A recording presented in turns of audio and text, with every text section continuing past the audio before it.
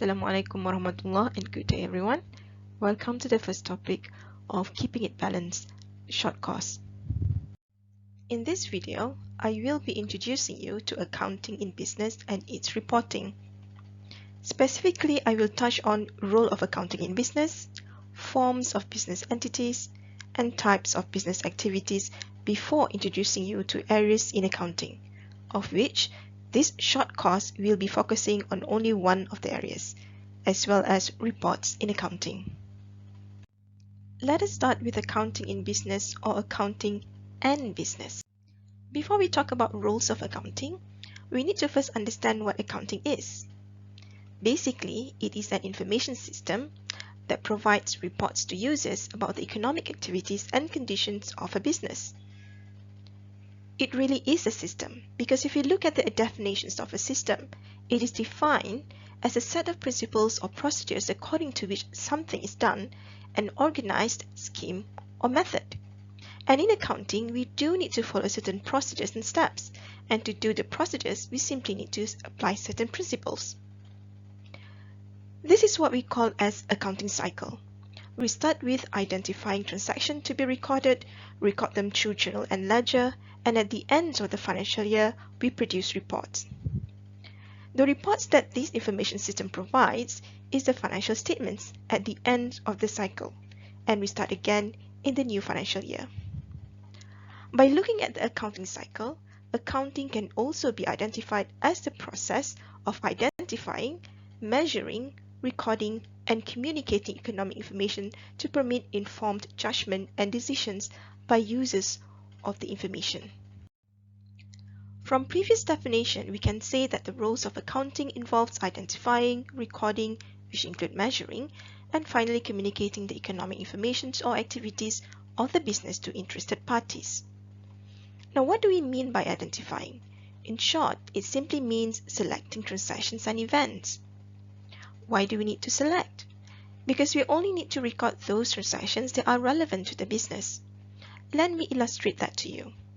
Let's say our friend Izhar starts a business and registers it as Easy Enterprise. So now we know that Izhar is the owner of Easy Enterprise.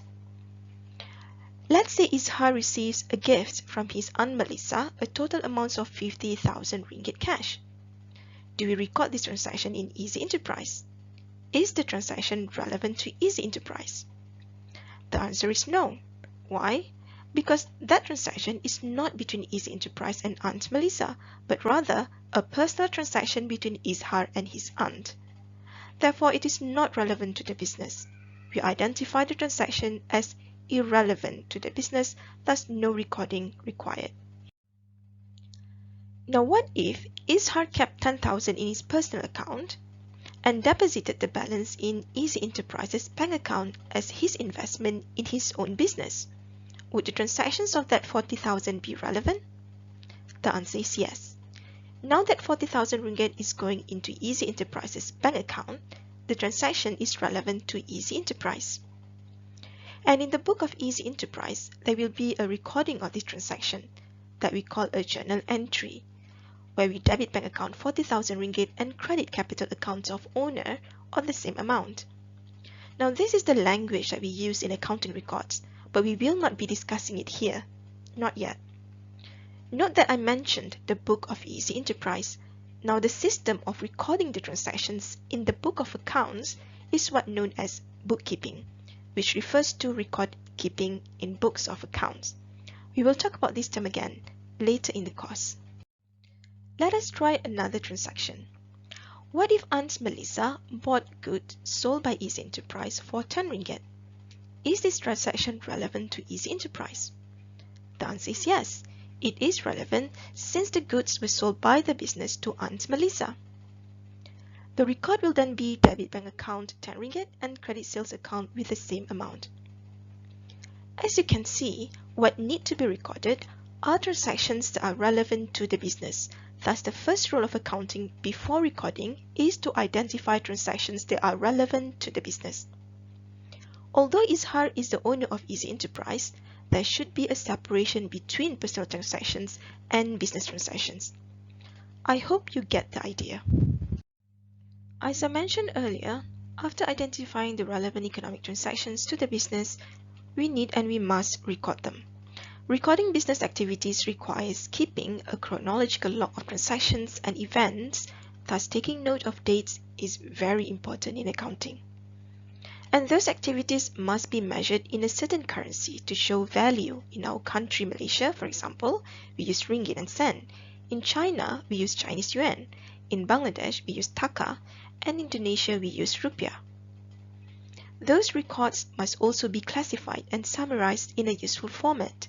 The classification will be discussed when we talk about elements of financial statements, which will also be part of the format used for the report produced. And finally, those economic transactions of the business, after recording them, we need to communicate those transactions or business activities to interested parties or users of those recorded information. We need to prepare those recorded information in financial reports. The interested parties will then analyze and interpret the information as they see fit for their own economic decision. For example, if the interested parties are business owners like Izhar, they would analyze the information and decide if the business is doing well and decide would they keep the business or should they stop the business and withdraw their investments. Or for lenders like commercial banks, they would analyze the information to decide if Easy Enterprise, for example, would be able to pay the money they lend, and thus it is safe for them to lend more money to Easy Enterprise in the future. Before we go into the elements of financial statements, I would like you to know two things in general: the forms of business entities and the types of business activities. Let us first look at forms of business entities. Generally, we have three forms of business entities: the sole trader or sole proprietorship, the partnership, and a corporation or a company. The main things that we need to know about these three general entities are: where does this capital coming from and who manages them? For a sole trader, just like the title suggests, is a one-person entity. Capital comes from his own pocket. He may borrow from family members and friends, but he will be the sole provider of the capital. He is the owner and the manager of his own business. That means he owns all the profit from the business, and he also bears all the losses in the business himself alone. For partnership, like the title suggests, is two or more people who come together as partners in a firm. Therefore, the capital comes from both of them. From here, you can already see the benefit. More people to contribute capital for the business, and the risk of the business is shared by the partners. But the not so good side of it is they need to also share the profit, as both of them are now the owners and the managers of the business. And finally, for corporation, this is where the manager of a business will be separated or different person from the owner, at least in theory. What corporation do basically, they will ask capital from the public, and in return will issue to the public their shares, a certificate to recognize them as having rights in the corporation. The managers will manage the business, the public will be the rightful owners and wait for their investment to bear fruits, as in dividends. The separation between manager and owner is what known as separate legal entity. It simply means that the owner has a limited liability, so if the business is bankrupt, the owner will only lose the capital they have contributed and liable to portions of capital that they have not contributed, if any. And since it is a separate legal entity, if the corporation got sued, it is the corporation that is being sued, not the owner. We treat a corporation like a person legally.